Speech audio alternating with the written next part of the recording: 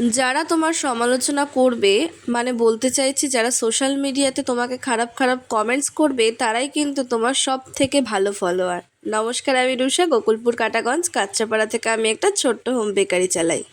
দেখবে যে সমস্ত মানুষরা তোমাকে খুব বেশি খারাপ কমেন্ট করে, কথায় কথায় তোমাকে জ্ঞান দিতে চলে আসে, তারাই তোমাকে সবার প্রথমে ফলো করে, তোমার ভিডিও সবার প্রথমে দেখে এবং কমেন্টসটা করে।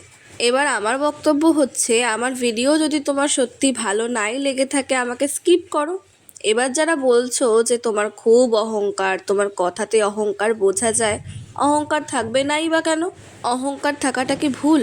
আচ্ছা একটা কথা বলো, যেখানে আমি তোমাকে চিনি না, তুমি আমার ভিউয়ার্স, তুমি আমাকে কোনো কথা বললে সেটা আমি শুনছি এটুকু অবধি, তাই বলে তো তুমি আমাকে অপমান করে চলে যেতে পারো না। আমি ভিডিও করছি, আমার ফোন, আমার নেট, আমার বিজনেস, আমার মার্কেটিং। তোমার না পোষালে তুমি ভিডিওটা দেখবে না। আর যারা যারা বলছো যে তোমাকে তো কেউ পছন্দই করে না, কে পছন্দ করে কে করে না তার জবাব নিশ্চয়ই আমি তোমাকে দেব না। রোজ রোজ এই একই বিষয় নিয়ে ভিডিও করতে ভালো লাগে না। নেক্সট টাইম থেকে ভালো না লাগলে ইগনোর করবেন। আমার ভিডিও দেখার জন্য আপনার বাড়িতে গিয়ে কিন্তু নোটিফিকেশান দিয়ে আসা হয় না।